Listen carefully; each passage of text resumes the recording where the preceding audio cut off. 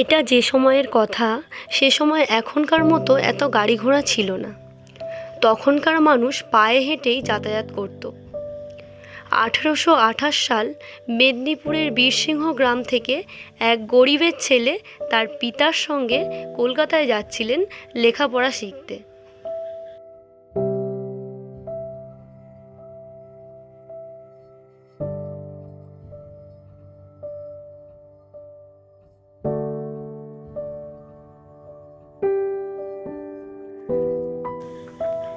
বীরসিংহ থেকে কলকাতা কাছের পথ নয়, তাই সঙ্গে এসেছে আনন্দরাম।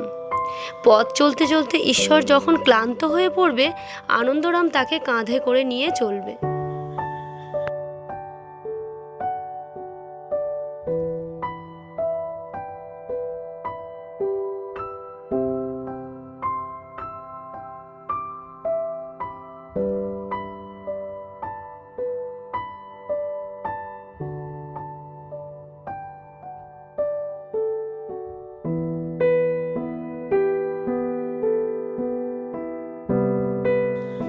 হাঁটতে হাঁটতে সবাই শিয়াখালার কাছে শালিকার বাঁধা রাস্তায় উঠে এলো। ঈশ্বর খেয়াল করে দেখল রাস্তার একপাশে বাটনা বাটার শিলের মতো এক পাথর পোঁতা। কিছু দূর পর পর এক একটা পাথর মাটিতে পোঁতা। তার মনে প্রশ্ন জাগলো, পথের মাঝে মাঝে এমন পাথর পোঁতা কেন? বাবাকে জিজ্ঞেস করলো, এই শিলগুলো কি বাবা? ঠাকুরদাস বললেন, ওরে ওগুলো শিল নয়, ওগুলোকে বলে মাইলস্টোন। মাইলস্টোন কি বাবা? মাইলস্টোন শোন তবে। মাইলস্টোন হলো ইংরেজি শব্দ। 1 মাইল হলো আধ ক্রোশের সমান। স্টোন অর্থ পাথর। কলকাতা থেকে প্রত্যেক 1 মাইল অন্তর এরকম একটি পাথর পোঁতা আছে। প্রত্যেকটা পাথরে লেখা আছে কলকাতা থেকে এখন পর্যন্ত কত মাইল পথ। যেমন ধরে নে, কলকাতা থেকে 1 মাইল দূরে যে পাথরখানা পোঁতা আছে তাতে ইংরেজিতে 1 লেখা আছে, আর এখানে লেখা আছে 19। তার মানে কলকাতা থেকে এখান পর্যন্ত 19 মাইল দূর, মানে 9.5 ক্রোশ। বাংলা অঙ্কের হিসাব জানে ঈশ্বর। 19 লেখা পাথরটি সে ভালো করে দেখে নিল। 1-এর পিঠে 9 মানে 19। সে জিজ্ঞাসা করলো, ইংরেজিতে কি এটা 1 আর এটা 9 বাবা? বাবা বললেন, হ্যাঁ। ঈশ্বর মনে মনে ঠিক করলো পথে যেতে যেতে ইংরেজি অঙ্ক শিখে ফেলতে হবে। হাঁটতে হাঁটতে আর একটা মাইলস্টোনের কাছে এসে থামলো। সেটিতে লেখা 10 মাইল মানে 5 ক্রোশ। ঈশ্বর বললেন, বাবা আমি ইংরেজিতে অঙ্ক শিখে নিয়েছি। 1 থেকে 10 পর্যন্ত শিখে ফেলেছি। বাবা বললেন, সত্যি সত্যি শিখে ফেলেছো? পরীক্ষা করে দেখা যাক তাহলে।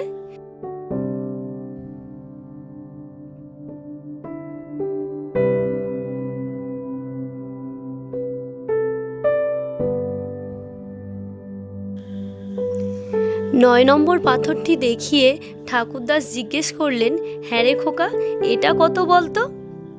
ঈশ্বর বলল, 9।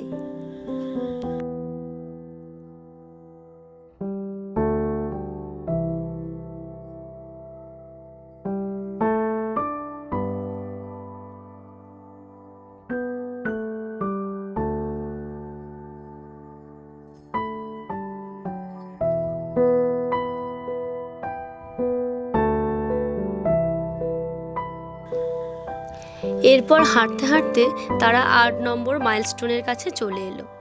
তখন 8 নম্বর পাথরটি দেখিয়ে ঠাকুরদাস জিজ্ঞেস করলেন, এটা কত? ঈশ্বর বললেন, 8।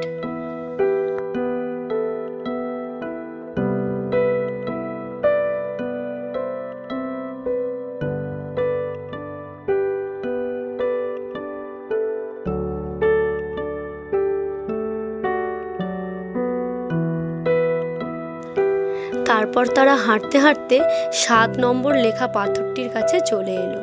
7 নম্বর লেখা পাথরটি দেখিয়ে ঠাকুরদাস জিজ্ঞেস করলেন, এটা কত বলো তো? ঈশ্বর বললেন, 7। ঠাকুরদাসের মনে এবার সন্দেহ জাগলো। 10-এর আগে 9, 9-এর আগে 8 আর 8-এর আগে 7। হয়তো ঈশ্বর ইংরেজি অক্ষর চেনে না, নিশ্চয়ই চালাকি করে উত্তর দিচ্ছে। বুদ্ধি করে তিনি 6 নম্বর পাথরটি ঈশ্বরকে না দেখিয়ে গোপন করে গেলেন। যখন 6 নম্বর পাথরটি আসলো তখন ঈশ্বরকে কথার ছলে ভুলিয়ে রাখলেন। হ্যাঁ রে ঈশ্বর, বাড়ি থেকে লেখাপড়া করার জন্য এত দূরে যাচ্ছিস, মা ঠাকুমার জন্য মন খারাপ করবে না? ঈশ্বর বলল, করবে তো, ঠাকুমার জন্য মায়ের জন্য মন খারাপ করবে বাবা। ঠাকুরদাস বললেন, দূর বোকা, তাহলে লেখাপড়া শিখবি কি করে?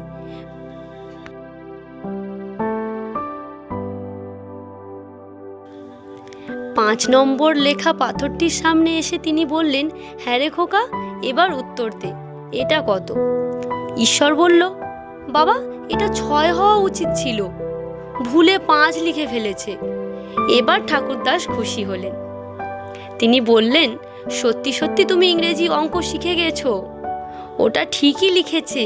6 নম্বর পাথরটি যখন আমরা পেরোই তখন আমি কথার ছলে তোমাদেরকে ভুলিয়ে রেখেছিলাম, তাই তুমি খেয়াল করনি। বাড়ির সমস্ত কাজ সামলে হিয়ার জানার জন্য করা এই ছোট্ট আঁকার ভিডিওটা খুব তাড়াহুড়ো করে করা। এই ধরনের আঁকার ভিডিও যদি আপনাদের ভালো লেগে থাকে তাহলে অবশ্যই আমার ইউটিউব চ্যানেলটা সাবস্ক্রাইব করে রাখবেন, তাহলে নতুন নতুন এই ধরনের ভিডিও দেখতে পাবেন। আর ছোট বাচ্চাদের সহজে আঁকার কৌশল শেখাতে, নানান রকম স্কেচ আর কালার ছবি দেখতে অবশ্যই আমার ইউটিউব চ্যানেলটা ফলো করবেন। ধন্যবাদ। যদি ভালো লাগে একটা লাইক আর শেয়ার করে দেবেন। ফিরে আসবো নতুন কোনো ভিডিও নিয়ে। টাটা।